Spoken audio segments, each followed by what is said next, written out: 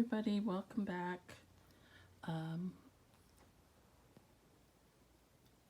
Henny is very tired and Guster's wandering around. Well, we are now on Exodus 24 and Luke 14, and I'm holding the camera. I hope that Henny doesn't move because we need something cute to look at. Okay, let's get started. Okay, Exodus 24. Then he said to Moses, "Come up to the Lord, you and Aaron, Nadab and Abihu, and 70 of the elders of Israel, and you shall worship at a distance." Moses alone, however, shall come near to the Lord, but they shall not come near, nor shall the people come up with him. Then Moses came and recounted to the people all the words of the Lord and all the ordinances. And all the people answered with one voice and said, "All the words which the Lord has spoken, we will do." Excuse me, I have a frog in my... That's not the Bible, it's me. I've got a frog in my throat. Pardon me. That's probably gross. I am... Oh no, sorry. I am recording this in the morning, and unfortunately I have morning voice, and I haven't had my coffee, but I'm going to post it at 5 o'clock Eastern time. But anyway, I decided to record in the morning, hence the morning voice. But later in the day, you know, if I record later in the day, I sound peppier. All right, well, take 2. I feel like I messed up that entire chapter. Okay, let's start over. Then he said to Moses, I'm starting over, Exodus 24. Then he said to Moses, "Come up to the Lord, you and Aaron, Nadab and Abihu, and 70 of the elders of Israel, and you shall worship at a distance." Moses alone, however, shall come near to the Lord, but they shall not come near, nor shall the people come up with him. Then Moses came and recounted to the people all the words of the Lord and all the ordinances. And all the people answered with one voice and said, "All the words which the Lord has spoken, we will do." And Moses wrote down all the words of the Lord.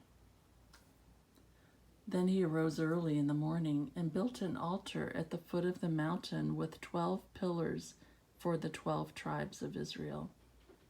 And he sent young men of the sons of Israel, and they offered burnt offerings and sacrificed young bulls as peace offerings to the Lord.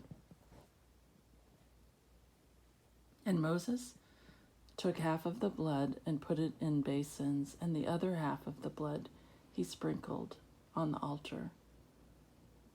Then he took the book of the covenant and read it in the hearing of the people. And they said, "All that the Lord has spoken, we will do, and we will be obedient."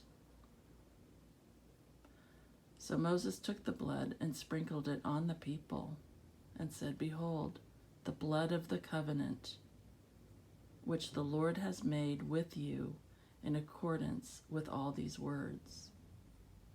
Then Moses went up with Aaron, Nadab, and Abihu, and 70 of the elders of Israel, and they saw the God of Israel. And under his feet there appeared to be a pavement of sapphire, as clear as the sky itself.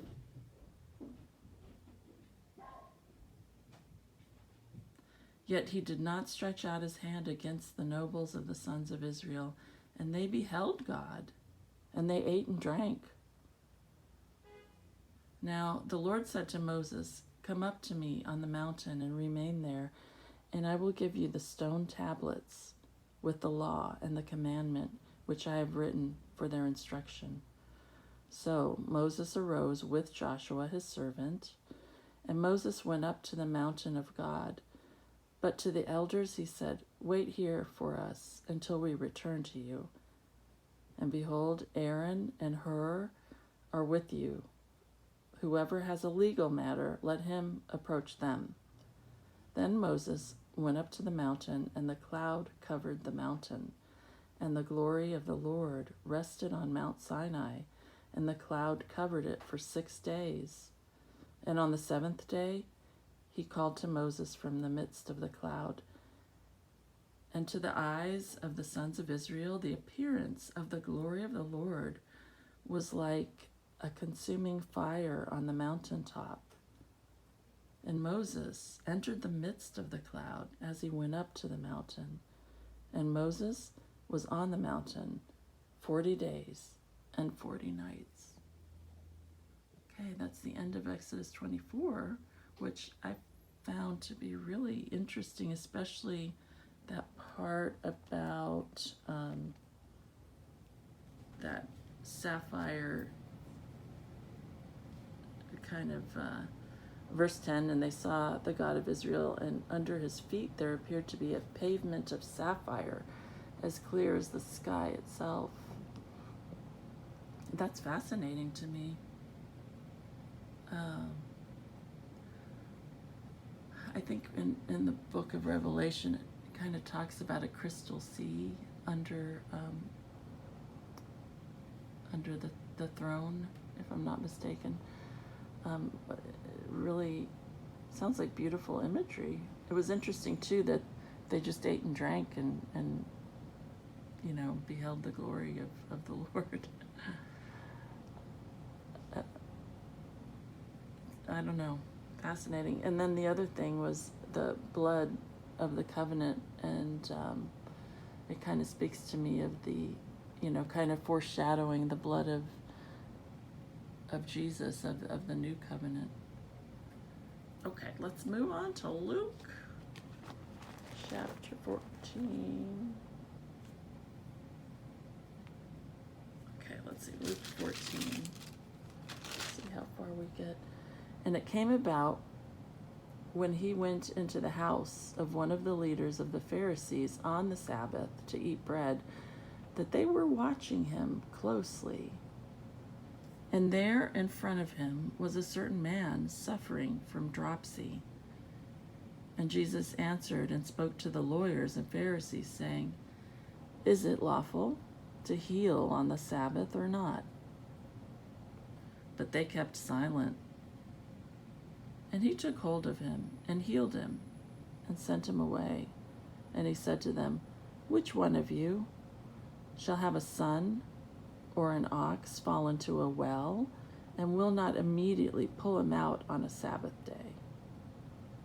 And they could make no reply to this. And he began speaking a parable to the invited guests when he noticed how they had been picking out the places of honor at the table, saying to them, When you are invited by someone to a wedding feast, do not take the place of honor, lest someone more distinguished than you may have been invited by him. And he who invited you both shall come and say to you, Give place to this man. And then in disgrace you proceed to occupy the last place. But when you are invited, go and recline in the last place, so that when the one who has invited you comes, he may say to you, Friend, move up higher. Then you will have honor in the sight of all who are at the table with you. For everyone who exalts himself shall be humbled, and he who humbles himself shall be exalted. And he also went on to say to the one who had invited him, When you give a luncheon or a dinner, do not invite your friends or your brothers or your relatives or rich neighbors, lest they also invite you in return and repayment come to you. But when you give a reception, invite the poor, the crippled, the lame, the blind, and you will be blessed, since they do not have the means to repay you, for you will be repaid at the resurrection of the righteous. And when one of those who were reclining at the table with him heard this, he said to him, Blessed is everyone who shall eat bread in the kingdom of God. But he said to him, A certain man was giving a big dinner, and he invited many. And at the dinner hour he sent his slave to say to those who had been invited, Come, for everything is ready now. But they all alike began to make excuses. The first one said to him, I have bought a piece of land, and I need to go out and look at it. Please consider me excused. And another one said, I have bought 5 yoke of oxen, and I'm going to try them out. Please consider me excused. And another one said, I have married a wife, and for that reason I cannot come. And the slave came back and reported this to his master. Then the head of the household became angry and said to his slave, Go out at once into the streets and lanes of the city and bring in here the poor and crippled and blind and lame. And the slave said, Master, what you commanded has been done, and still there is room. And the master said to the slave, Go out into the highways along the hedges and compel them to come in, that my house may be filled. For I tell you, none of those men who were invited shall taste of my dinner. Okay, let's end there at verse 24, Luke 14, verse 24, and we can kind of meditate on those words and let them sink in. I pray these words sink into my heart and don't vaporize, like the dew, the morning dew. But you know what? This is good for me to read every day and to read to the kiddies and to you. And as long as I'm around, I'll be doing this. I'll just keep reading through the Bible over and over and over. God willing, and the rivers don't rise. Of course, the kiddies, like I said, my Joey and Chloe passed away, and these kiddies, who I love dearly, like my own kitties, they're my best friend's kitties, but I'm cat sitting. So by the end of the summer, I won't have kitties, but I'll figure something out. Maybe God will send me a kitty. I don't know. But we will keep reading, and hopefully we'll have cute kitties to look at, or Guster and Henry. I'll just have to go over to my best friend's house and film there, I guess. I don't know. All right, well, that's all, everyone. God bless. Bye.